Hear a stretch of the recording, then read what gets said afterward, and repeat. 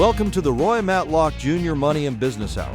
Reach Roy at 615-843-2999 or visit RoyMatlockJr.com. And now, here's Roy. All right, Roy Matlock Jr. here, and we are talking money, and today's show is going to be a very good one. If you're a business owner out there, what you need to do is tune in, really listen in. We've got some good information getting ready to come up on how to get your business valued. And, I've been in business for myself for forever. My dad was in business for himself. I mean, if you take when my dad started, that would have been in 1942.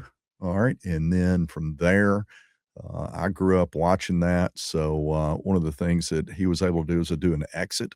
And he did that for over 40 years ago and was able to do that exit and where he built a business, somebody bought it and they were happily ever after. And we invested their money, and my mother made it to 102. Her birthday would have been this week to be 103. She made it to 102.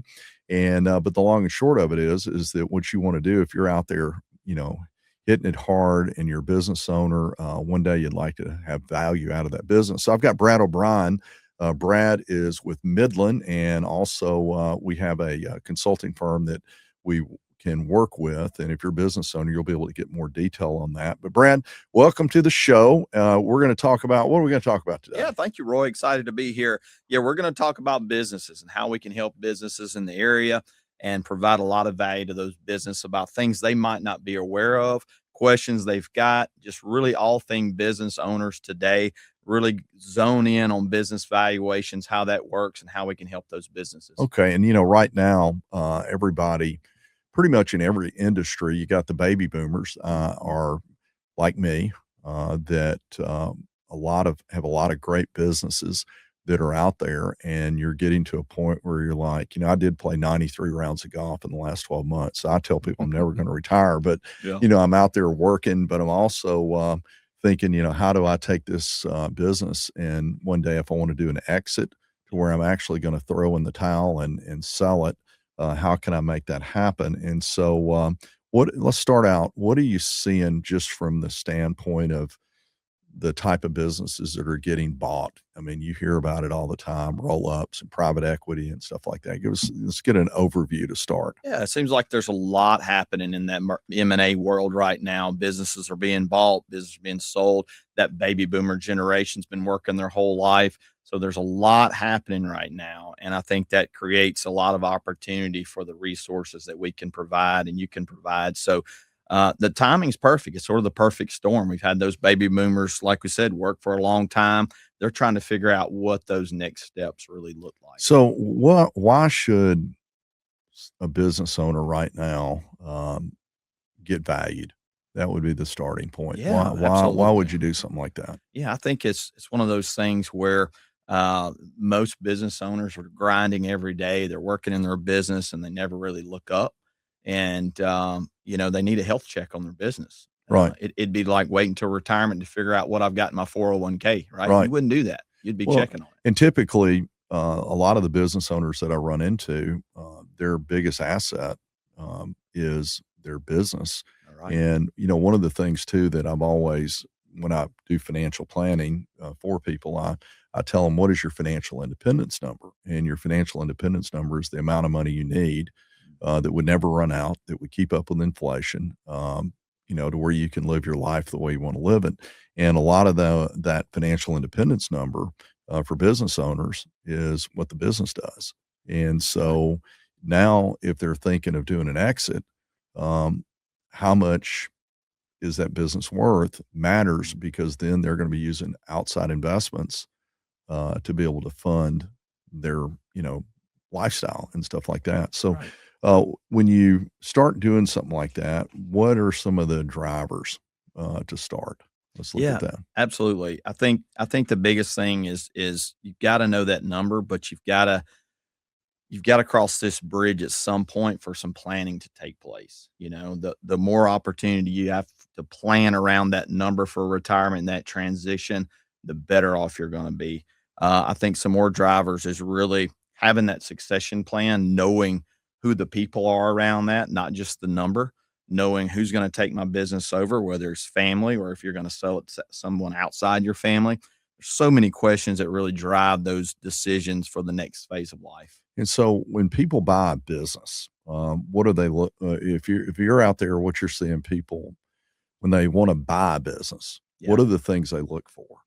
Yeah, revenue is important, but I think what's often overlooked is they're looking for cash flow. They're looking for systems inside the business, the leadership inside the business, the stability, what opportunities in the market. There's so many different factors. You can have one business that has the same revenue as the other, but the values are dramatically different because of other factors. And so one of the factors that I do know that's a big deal is, does the business run as a result of everything inside of your head, the business owner, or is there systems in place that cause the business to run if you took a month off or something like that? Right. So talk about that. Give me some examples of different businesses like that you've seen, similar industries maybe that have different, valuations, but they're somewhat the same in revenue. Yeah, yeah, absolutely. I think one of the biggest things is we look a lot of times at engineering firms or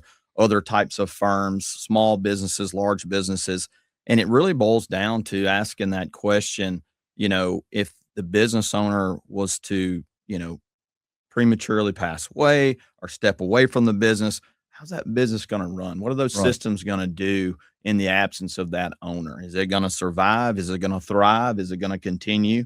So I think a lot of these, it's sort of agnostic to the business owner world. If you're a privately held business, it's this general question of what's that business going to do if you weren't here? Yeah. Right. Is it going to stay in business or is everything? And I'll have to tell you a story when we come back from the break about as I was growing and getting my business moving. But the real question is it a business or is it a job that you have no boss? And, if you are a business owner right now and you're making money and you're doing stuff, but everything's in your brain and it goes right around you, really, you've just got a job with no boss. And Absolutely. so what we want to do is get the business to run in such a manner that you don't even matter. Okay. It's doing like that. So hey, I've got Brad O'Brien here. If you're a business owner, here's what I'm going to tell you to do. Go to RoyMatlockJr.com and there'll be a form, a questionnaire, and you can qualify to get a detailed business valuation that'll give you ideas on how to make your business more valuable. It's RoyMatlockJr.com. We'll be right back. All right. If you're tuning in right now, I've got Brad O'Brien, and Brad is the man when it comes to getting your business valued. And we work together on different, as one of our divisions of my company is the small business division. And, I work with business owners and we, do a lot of different things for them. But one of the key elements is getting your business, valued and find out where the places are that, really need to be fixed and to where you get more valuation out of it. But one of the things that happened to me was, Brad, early on, I started, really kind of exploding my production. And I did that by having my whole mindset of business was, if you want more milk, you get more cows. All right. And so, and from that standpoint, more people out there, telling the story and things of that nature. And, I started thinking about like Starbucks as an example. You go to Starbucks every morning and, the guy started in Seattle with a store, one store. So one up, with one store. And so then it is everywhere. And if you think about from a business standpoint, that the founder of Starbucks, if they wanted to go visit every store, it would take every day doing 10 a day. It would take lifetimes to be able to get there. Yet it runs on its own. And when I was early in the business, I had all these people and I would do these training meetings and I had hundreds of people, a couple hundred reps in there, and they would come to these meetings. And as soon as the meeting ended, I just got swarmed. People, hey, I got a question, got a question, all this kind of stuff, and all that stuff. And so then one day, I went on a trip. I went to Hawaii, and I came back, and out of all those people, we did like 2 clients Mm, yeah, while I was gone. And I was like, hang on a second, something's not working here. All mhm. right. And what I figured out was everything about my business was me. Yeah. All right. And nobody could do anything without me.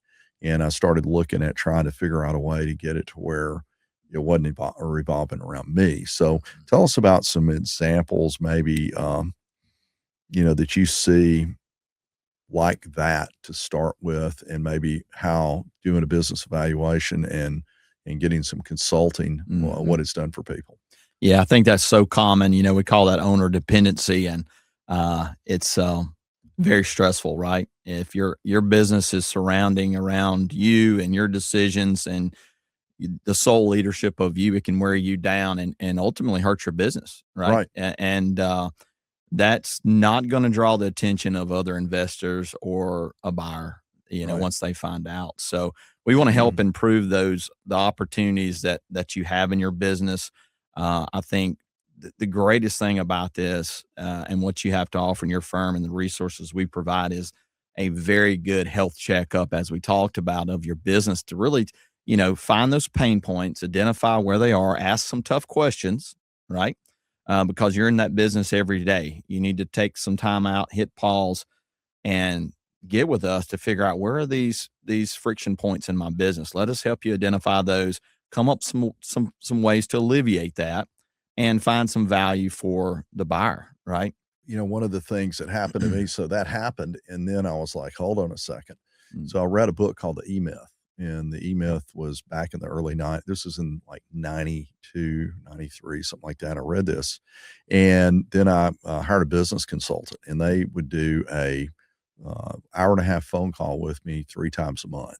mm, And I was so nice. busy, I never for the first 2 months, the guy's like, "All right, did you get your homework done?" I'm like, "Ah, man, I Yeah. was just, I wasn't able to do anything. I was just so busy." Yeah. And so, started working on that, and we started working on getting, operational procedures Hmm. and, key result areas for different employees, and started getting, manuals put together so reps would know what was going on. Mm. And then one day, like a year later, I had a meeting, and I was at that meeting when the meeting ended, and it was like a couple hundred people there, running around. And I walked out, and when I left, I looked back, and all these people were all swarmed with different groups of people and stuff like that, Yeah. the leaders and the managers and stuff like that. And no one even told me bye. And I was like, Light bulb moment. hang on a second here. Yeah. Okay. This is what I was working for. And, Yeah. the crazy part about it was I felt guilty. Yeah.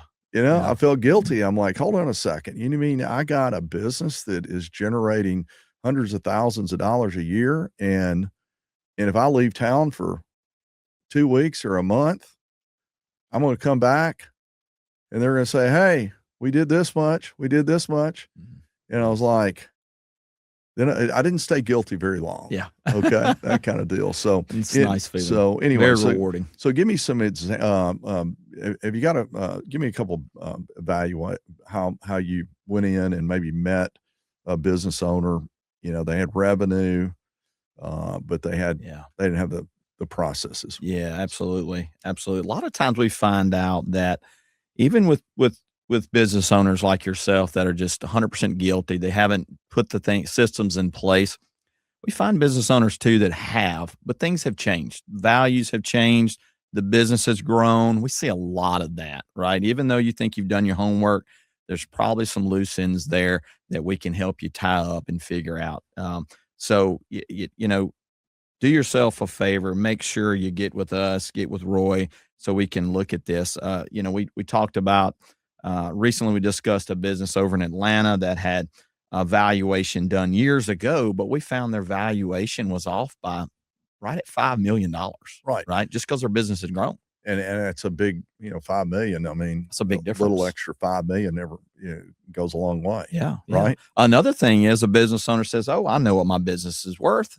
I've been here 40 years. I'm going to ask so and so amount, And, we had a business that we helped, we got the guy to say, "Hey, take a time out. Let's look at this." He was wanting 45 million. We asked, "Hey, do you know exactly that you're going to get that? Have you talked?" "No, that's what I think my business is worth." Well, the guy was pretty close, but we were able to increase his valuation and asking price for him.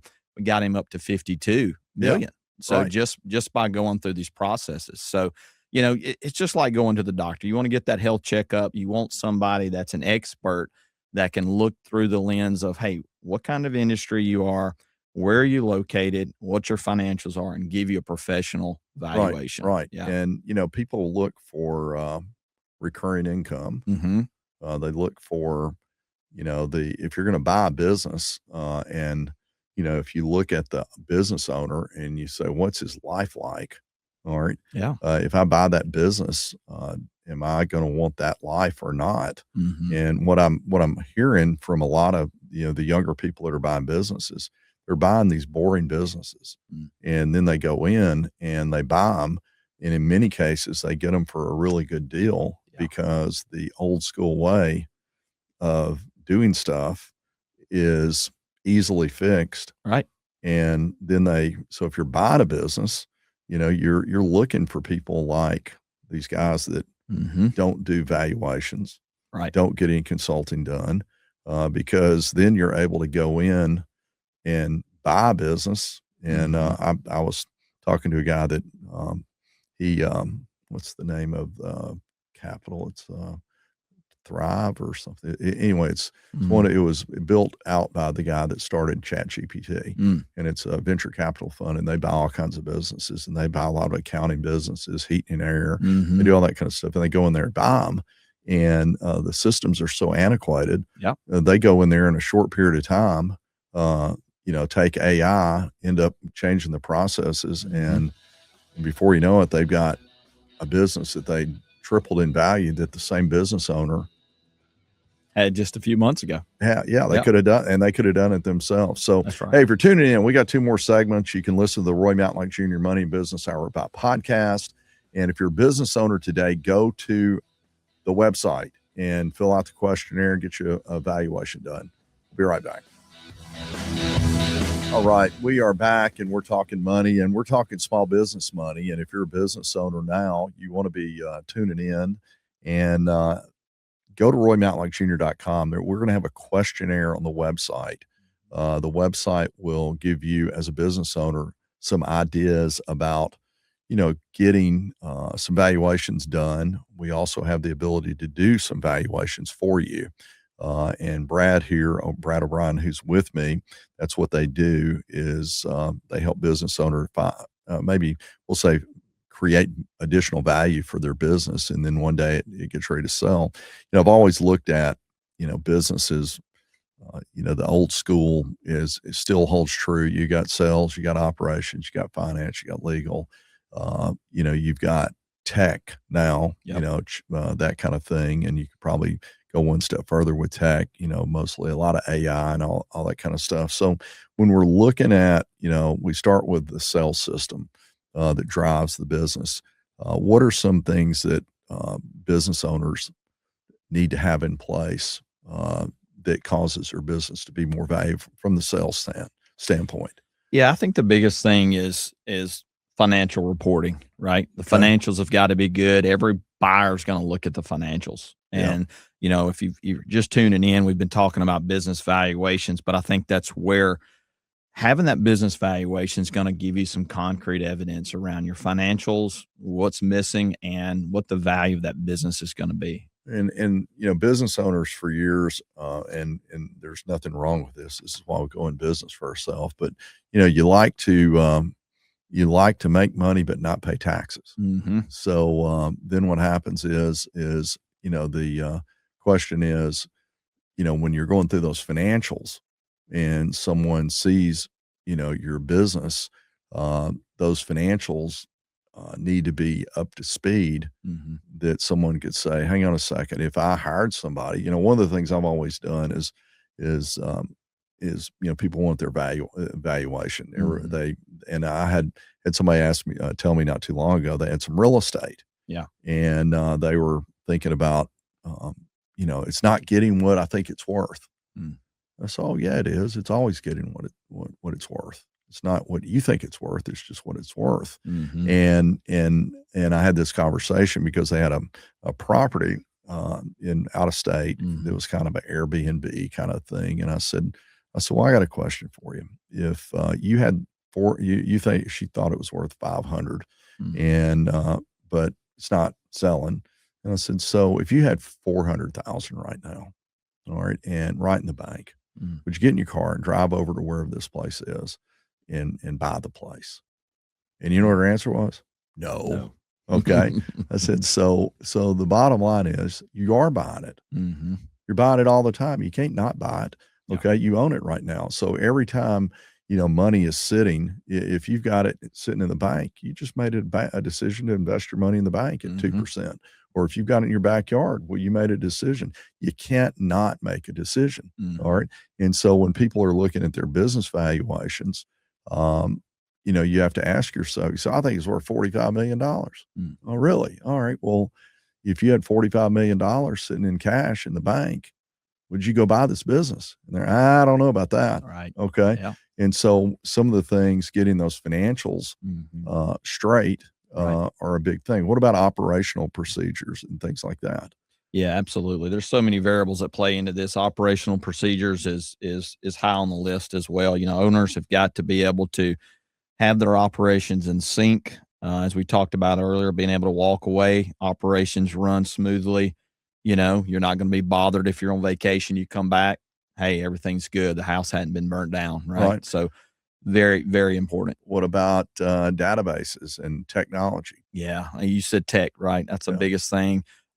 Having the tech in place, having the parameters to protect that information, right? That technology.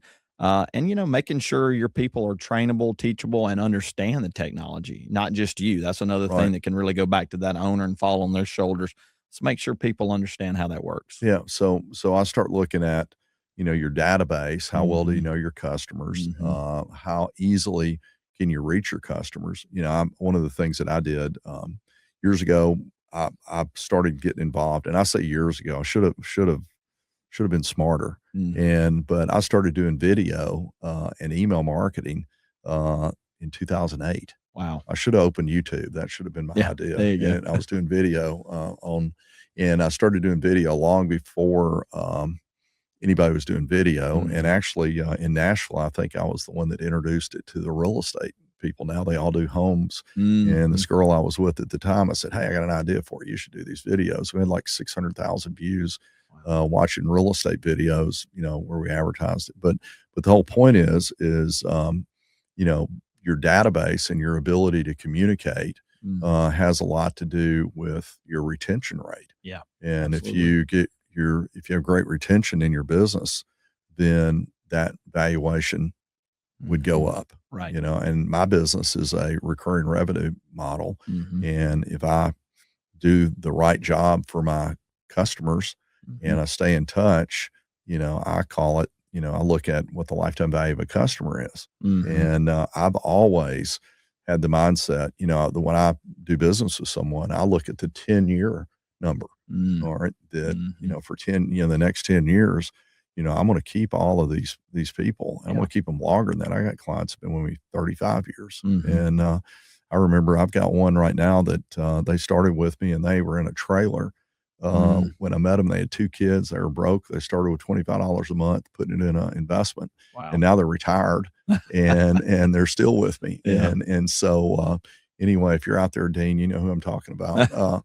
But anyway, the point being is, all these things go into getting this together. So let's talk about, protecting, what you've got. What happens if you die, succession planning, what if you became disabled? We'll get into a little bit of that. We've got got a little bit of time to talk about that. So let's start right there. Yeah, absolutely. Succession planning. Yeah. Sometimes that word can go many different directions for a business owner. A lot of times it can be, they think about that and think about retirement, but it's really not. We like to think about succession planning as being what we call continuity planning. And I think the biggest question around both of those phrases is really understanding or preparing your business for what comes next, whether that's in your growth phase or your exit phase, what comes next. And that doesn't necessarily always mean retirement. It could be disability, it could be death, it could be divorce. It could be any of these things that can affect your business and what that next risk factor is. A lot of businesses have family members in their business. They might want to sell to the employee. These are things that we just really need to pull the rug back and look and see, what are you thinking? What are you planning at these different stages? Or it's maybe selling to a third party. So succession planning is really continuity planning. It's thinking about, hey, what's going to happen to my business next and preparing for that situation. Every owner will eventually leave the business one way or another. Succession planning really helps ensure the business is prepared when that day comes. Yeah. And some of the things that I'm doing right now on my business is I'm building an AI agent. All right. And this AI agent is my second brain. All right. And it sounds crazy, but the second brain is taking all of my 40 years of personal finance experience and running a small business and all that kind of stuff and putting it into one place. All of my I've got thousands of hours of this stuff. And so then later down the line, I'm there when I'm not. And that's one of my goals, to be able to be, the real success in a business is when you have something that delivers great value to the customer consistently, and it doesn't require you to be taking a phone call at midnight, That's right. And stuff like that. And so if you're tuning in, we got one more segment. I'm here with Brad O'Brien. We're talking to business owners, and we have a lot of small business owners out there. If you'd like help, find out what your business is worth and get some great ideas, go to RoyMatlockJr.com and click Business Valuation. All right, we're winding down. This is segment 4, and today I've got Brad O'Brien with me, and he is involved with business valuations. So if you're a small business owner, keep listening. And if you are a normal listener and you don't own a business, maybe you want to get involved in a business, this should be some good ideas to go along with it. And I would encourage you to go to RoyMatlockJr.com, and let me give you some ideas to look for. If you're a consumer right now and you're getting started, you should click on the $500 secret. I tell people, this system is to get money put into investments on a automatic basis. And one day you'll wake up, like, hey, I'm a millionaire. And it all started because you started. All right. And that's the key to it. My biggest mistake is procrastination. We have that. Another place you can go are resources. If you're trying to get your budget set up or learn about insurance or whatever it is, we got a resource tab in there that you can do that. You've got the podcast going back to 2018, almost every week. I mean, it's just thousands of hours. No reason not to learn about your money. If you would like to meet with one of us, one of our advisors, to do a phone call or a review, you can do that. All of this is at RoyMatlockJr.com. And lastly, we have a referral partner program. If you're connected and you would like to find a way to learn more about money and be a part of our system, reach out to us. We can do that. So we got all kinds of things as we expand. Today, we're hitting the small business side, or we're just going to say the business side. And so now we've got this business, and there's some things that we need to be looking at as it relates to succession planning. So let's say that I'm in business. I've had a successful business. Me and my high school buddy, we had an idea, and now we've been doing this together, and no problems. Partners are good. We're both married, and we got kids, and now we're getting to that age that we're not going to live forever. I always tell people, the reason we have crime shows is one of the big things. Somebody's got to die. All right. And so something's going to happen, either if or when, but, I don't think we're going to live to 1,000 years old or anything like that. My mother lived longer than anybody, and that was 102. And so the long and short of it is, so now we got this deal. We've had a great life, and we got partners, and maybe it's not like that. Maybe it's a short-term business that you've got a partner. So talk about some of the things that go on with that. Yeah, life moves fast, right? We wake up one day, we figure out, hey, we're thinking about retirement or we're running a successful business and we've got to think about next. Where business is running smooth, revenue's coming in, we've got a business partnership. And business partnerships are very common. I Right. mean, there's you might be a business owner and have multiple businesses with different partners. So this is very common out there with having a partner. I think the risk is what happens to you or that partner, right? We talked about death, disability, divorce, all these things, these life risks that it's not a matter of if, it's a matter of when. But having a partnership has some risk, and I think that's something everyone that has a business needs to be aware of when it comes to a partnership. When you're we had a restaurant chain back home. I'll tell a story. You've been telling some stories, Yeah. and they had lots of these same restaurants, different locations, and some were run by the owners, some by family members, some had really good management, and just happened to have one of these that one of the partners was physically there most of the time. Well, that guy was in his 50s. He died unexpectedly, and his wife decided to come in there and And run run the it. restaurant, and she'd never really been there. And to this day, we do not go to that restaurant because if we order a Diet Coke, we're getting a Coke. If you order a hot dog, you're getting a cheeseburger. And Yep. it's been the same for many, many years now. So if you don't have some type of plan in place to buy out that partner's spouse, if you're in a partnership, you need to have a plan because that can happen. And that partner's spouse can ultimately take that business down. Yeah. And so let's talk. I had a scenario with three guys that Mm, they own property together and similar kind of thing. And so we talked about a buy sell agreement, Yep. and we were funding part of it with insurance, life Mhm. insurance. Mhm. And then we had in there in that buy sell agreement how the business would get valued. Mm. And then from there, how the financing would be working and stuff like that. So talk about some examples of buy sells. Yeah, absolutely. So buy sell is a formal agreement. It's a legal agreement that talks about the what's and hows of the business with these situations that you just talked about, Roy, and I mentioned in the event that death happens or some other significant event happens. Typically, those agreements are funded with some type of either life insurance or some other financial vehicle. Life insurance is really common, but you really need both. You don't want to have one without the other, and they work in cohesion together. One of the great things about our resources, we've been talking about resources, if you have a partnership and you have a buy sell agreement in place, we will review that for you. And if your business value has changed, we'll do the valuation. We talked about that. So some of the resources we've talked about today, again, the buy sell agreement, if you've got that in place, or if you don't have a buy sell agreement in place, you need to give us a call. We want to help get you in the direction of getting a legal agreement established and funded in the event for one of these risks that we talked about. Yeah. So one of the things that I did when in talking with these people, I said, look, Mm.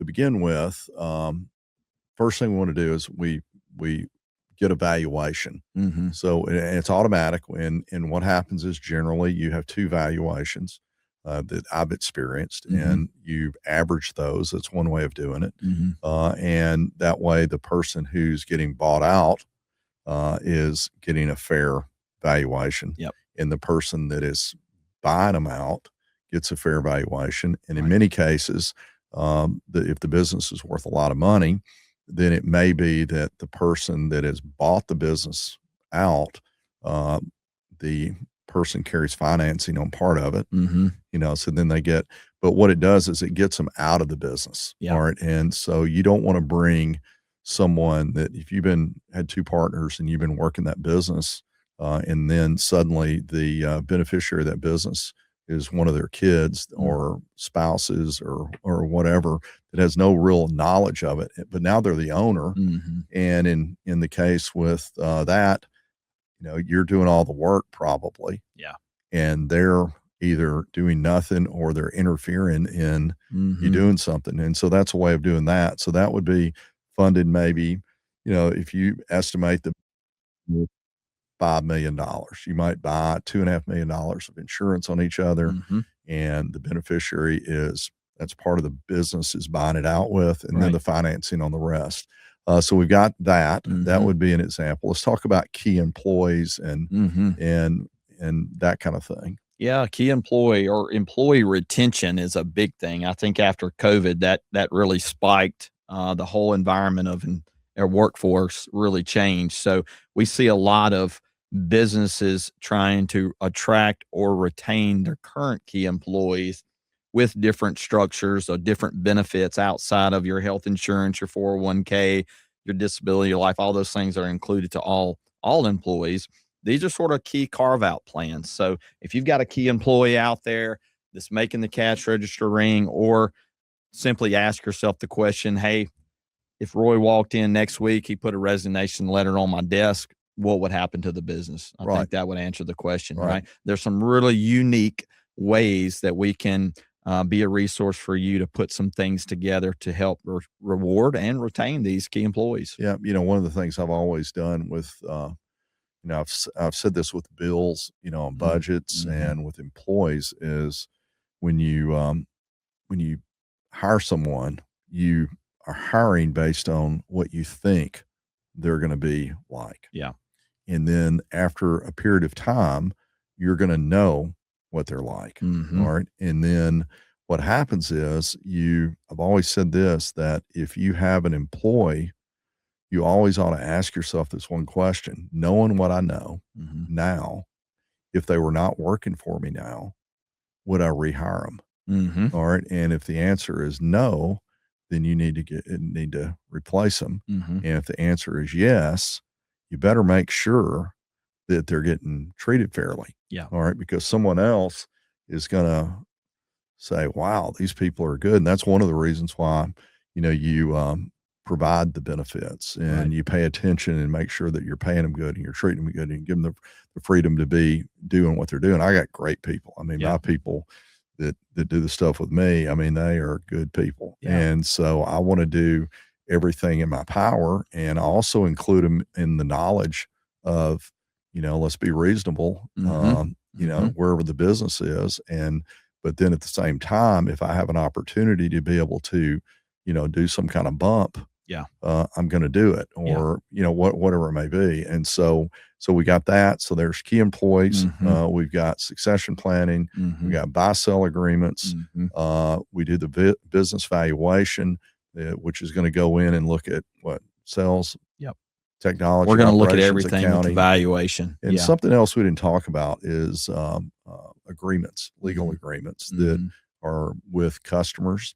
Mm. Okay, that if you've got a rock solid contract with a business that you're providing services to, Yeah. those agreements carry market value. Absolutely. You A lot of know? weight there. Yeah. So anything else? We've got about a minute or so left that you want to close with. I want to say one thing back on employee retention. I think some of the institutions, some of the bigger businesses out there, the name brand businesses, there's a lot of businesses out there that have utilized these top shelf type strategies for years. We want to bring those down to middle class America, small businesses, Right. because you can do the same thing. You just don't know about it. Right. So reach out. If you've got a key employee, get in touch with Roy, get in touch with his people. Let's look at what we can put together. Let's bring some of these same strategies down, because we don't want we don't want your business impacted because you lose a key employee. Right.